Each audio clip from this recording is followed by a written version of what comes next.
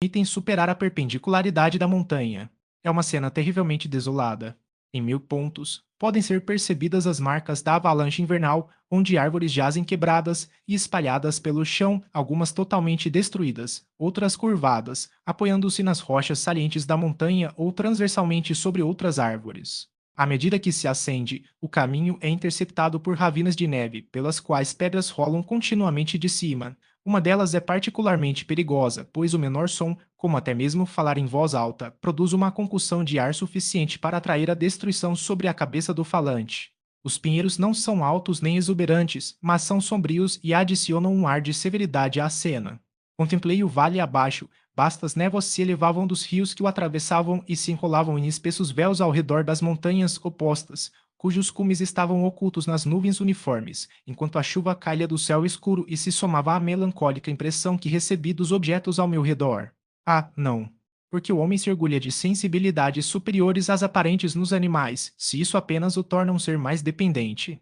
Se nossos impulsos se limitassem à fome, à sede e ao desejo, poderíamos ser quase livres, mas agora somos movidos por cada vento que sopra e por uma palavra ou cena casual que essa palavra possa nos transmitir.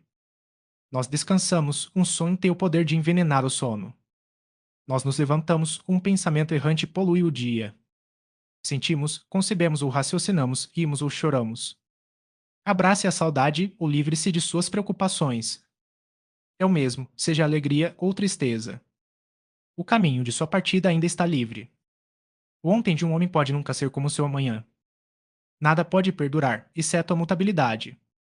Era quase meio-dia quando cheguei ao topo da subida. Por algum tempo, sentei-me sobre a rocha que domina o mar de gelo. Uma névoa cobria tanto aquilo quanto as montanhas circundantes. No momento, uma brisa dissipou a nuvem e desci sobre a geleira. A superfície é muito irregular, elevando-se como as ondas de um mar agitado, descendo em vales profundos e intercalada por fendas que se afundam. O campo de gelo tem quase uma légua de largura, mas levei quase 2 horas para atravessá-lo. A montanha oposta é uma rocha nua e perpendicular. Do local onde eu me encontrava, Monte Verde estava exatamente em frente, a uma distância de uma légua, e acima dele erguia-se o Monte Blanc, em majestade imponente. Permaneci em uma reentrância da rocha, contemplando essa cena maravilhosa e estupenda. O mar, ou melhor, o vasto rio de gelo, serpenteava entre suas montanhas dependentes, cujos cumes aéreos paravam sobre seus reentrâncias. Seus picos gélidos e cintilantes brilhavam sob a luz do sol acima das nuvens.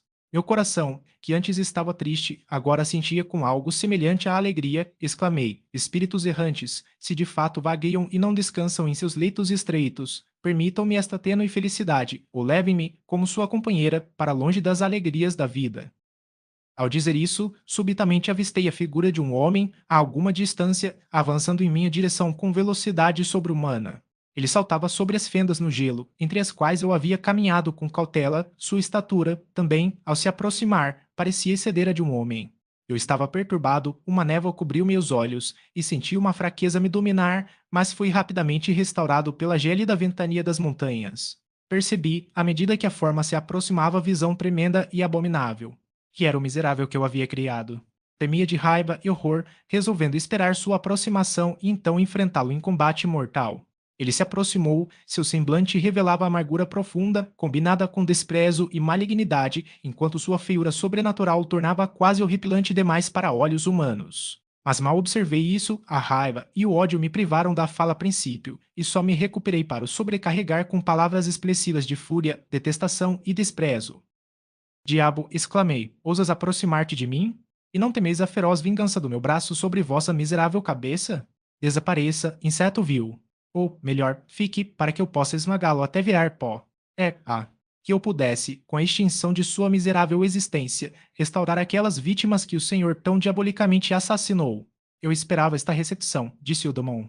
Todos os homens odeiam os miseráveis. Como, então, devo ser odiado eu, que sou infeliz além de todas as criaturas vivas?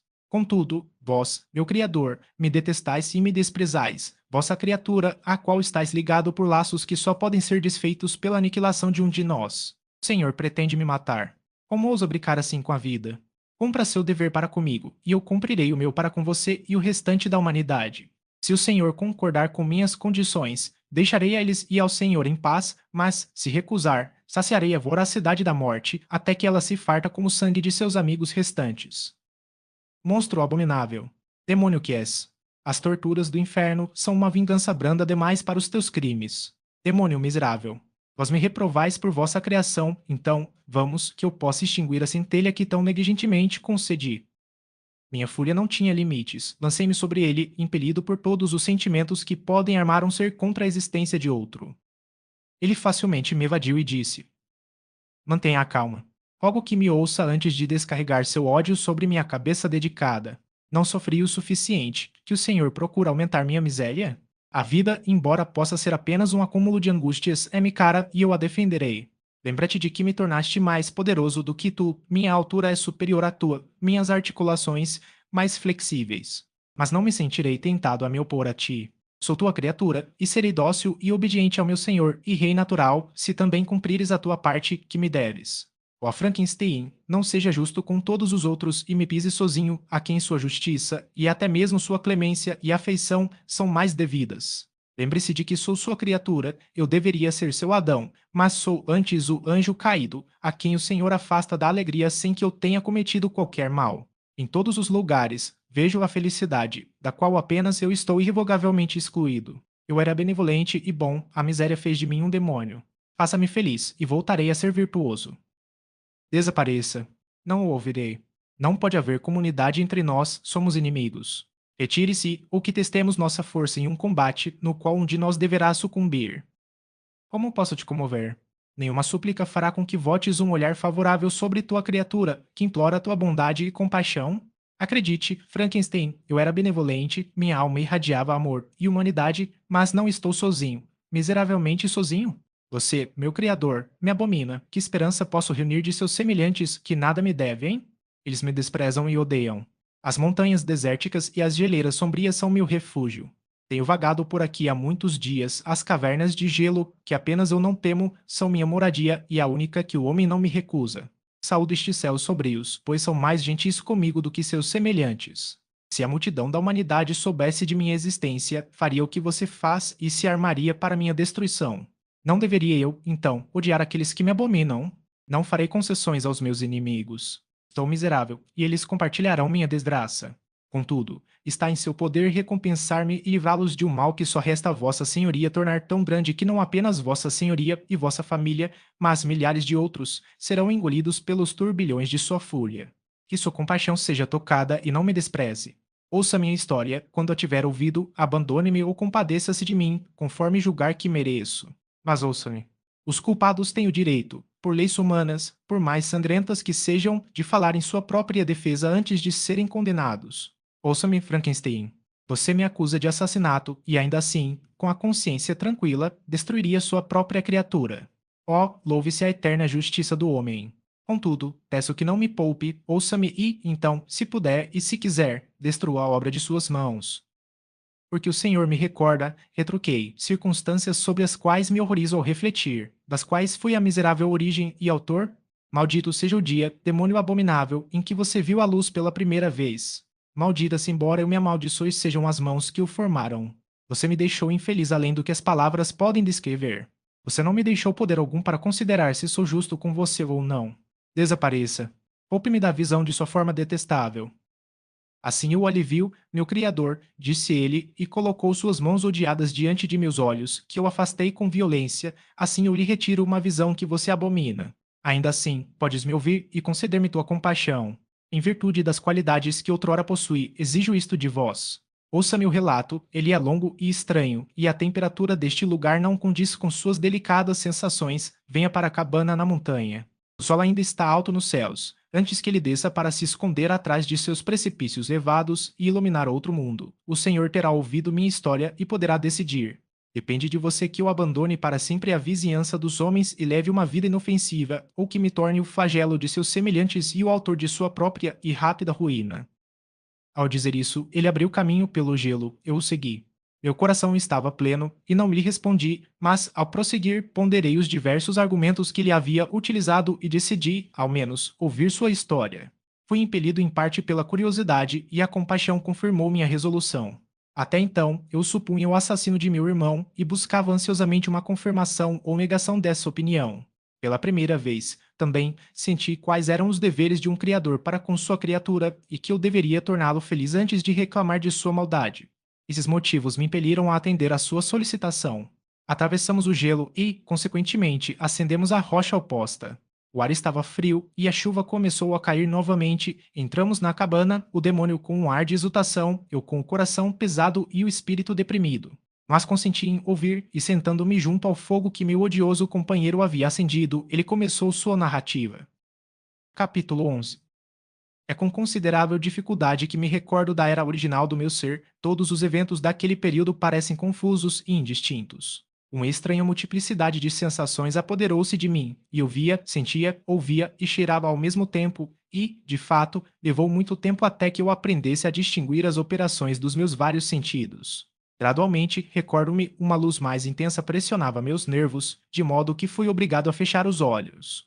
Em seguida, a escuridão me envolveu e me perturbou, mas mal senti isso quando, abrindo meus olhos, como agora suponho, a luz voltou a inundar-me. Caminhei e, creio, desci, mas logo percebi uma grande alteração em minhas sensações. Antes, corpos escuros e opacos me cercavam, impenetráveis ao meu toque ou visão, mas agora descobri que podia vagar livremente, sem obstáculos que eu não pudesse superar ou evitar. A luz tornou-se cada vez mais opressiva para mim, e o calor, exaustivo à medida que eu caminhava, fez-me procurar um lugar onde pudesse receber sombra. Esta era a floresta próxima a Ingustat, e aqui me deitei à beira de um riacho, descansando de minha fadiga, até sentir-me atormentado pela fome e pela sede. Isso me despertou de meu estado quase dormente e comi algumas frutas silvestres que encontrei penduradas nas árvores ou no chão. Matei minha sede no riacho e, em seguida, deitando-me, fui vencido pelo sono.